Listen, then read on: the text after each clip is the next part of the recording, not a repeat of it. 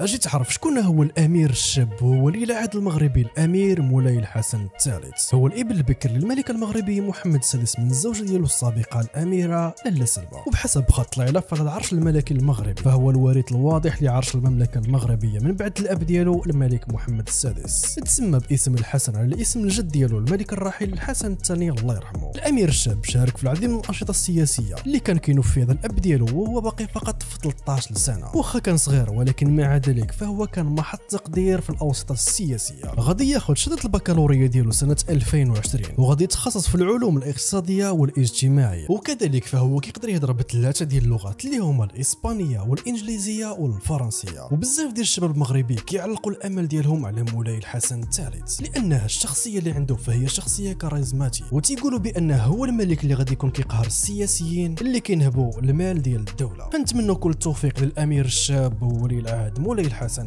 الثالث.